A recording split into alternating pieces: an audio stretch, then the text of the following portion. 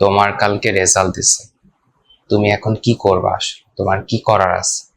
তোমার হয়তো ভালো রেজাল্ট হয় নাই, বিশ্বাস করো, এইটাই তোমার প্রকৃত রেজাল্ট।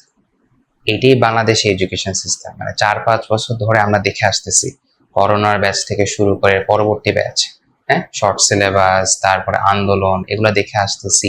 তো এই কারণে আমাদের মাথার মধ্যে ঢুকে গেছে যে রেজাল্ট গুলো আসলে এত ভালো হইতো, আমাদের টাইমে কেন খারাপ হয়েছে। কিন্তু এটাই তো প্রকৃত রেজাল্ট, তাই না? এটাই তো প্রকৃত রেজাল্ট। সো কি করা উচিত তোমার এখন? তুমি এখন কি চুপচাপ বসে থাকবা, কান্নাকাটি করবা, মন খারাপ করে বসে থাকবা, মানুষের কথাই শুনবা খালি? তোমার এখন ঘুরে দাঁড়ানোর পালা। একটা পরীক্ষা খারাপ হয়েছে, 3টা পরীক্ষায় ভালো করবে ইনশাআল্লাহ।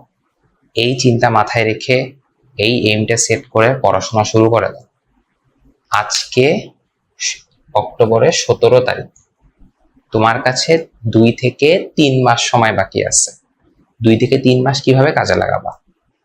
তুমি এই নভেম্বর 17, ডিসেম্বর 17, এই 3টা মাস স্টাডি, জাস্ট পড়াশোনা। তোমার আর কোনো কাজ নাই, তুমি জাস্ট পড়াশোনা করবা, ঠিক আছে?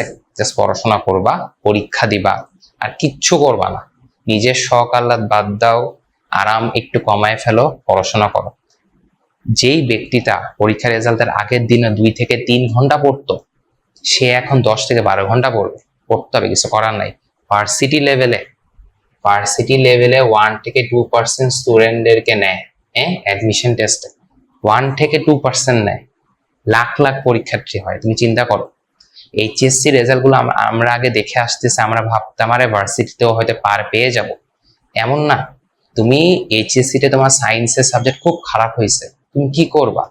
তোমার নিজের অকাতটা বুঝতে হবে, তোমার অকাত চিনতে হবে। আসলে আমাদেরকে কিছু জিনিস মানে মনের মধ্যে ঢুকাই দেওয়া হয়েছে যে তুমি এইচএসসি খারাপ করলেও অ্যাডমিশনে খুব ভালো মতন করলে করতে পারবা। ব্যাপারটা আসলে এরকম না। তোমার যেখানে 2 বছরের কিছু করতে পারো নাই, তুমি 2 মাসে কিছুই করতে পারবা না। সে 2 মাস সময় আছে, নিজের ডিসিশনটা আবার একটু ভাবো, নিজের সিচুয়েশন অনুযায়ী কাজ করো। তোমার যদি ইঞ্জিনিয়ারিং টার্গেট হয়, হ্যাঁ, এবং তোমার যতটুকু পড়ানো হয়েছে, তুমি যে কোচিং এ থাকো, তুমি যে সিলেবাস ফলো করো, তুমি সিলেবাসের সাথে কোপ খাওয়াইতে পারতেছো না, তুমি ভালো করতেছো না, ইঞ্জিনিয়ারিং বাদ দাও, তুমি ভার্সিটি শিফট করো। আর তুমি মেডিকেলে পড়ো, তোমার মেডিকেলে পড়া ভালো লাগতেছে না, বাবা মা জোর করে পড়াচ্ছে, বা মেডিকেলে পড়া বুঝতেছো না, অনেকটুকু পড়া বাকি আছে, তুমি ভার্সিটিতে শিফট করো না, এই ইউনিটে পরীক্ষা দাও। কম্পারেটিভলি ইজি, মেডিকেল ইঞ্জিনিয়ারিং এর তুলনায় ভার্সিটি পড়া ইজি। বা তোমার মনে হচ্ছে না এগুলো আমি কিছুই পারতেছি না, তোমার ইউনিট চেঞ্জে পরীক্ষা দিতে হবে। ইউনিট চেঞ্জ মানে কি? বিভাগ পরিবর্তন। জাস্ট 3টা সাবজেক্ট পড়বা, বাংলা, ইংলিশ, জেনারেল নলেজ। 3টা সাবজেক্ট পড়াশোনা করে অনেক ভালো করতে পারবা। এই ইউনিট চেঞ্জের একটা ট্রিক হচ্ছে জাস্ট মুখস্থ করতে হবে, আর কিছু না এই জিনিসটা। সো নিজের ডিসিশনটা একটু ভাবো, ওই অনুযায়ী পড়াশোনা শুরু করে দাও। ইনশাআল্লাহ জানুয়ারির দিকে মোটামুটি 2-3টা পরীক্ষা হয়ে যাবে। ফেব্রুয়ারি থেকে ইনশাআল্লাহ তুমি ক্লাস শুরু করবা।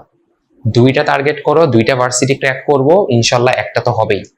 নিজের উপর ভরসা রেখে কাজ শুরু করে দাও। তোমার পড়তে হবে নিজের জন্য, তুমি অন্য কাউকে খুশি করার জন্য পড়তেছো না, নিজের জন্য পড়তেছো।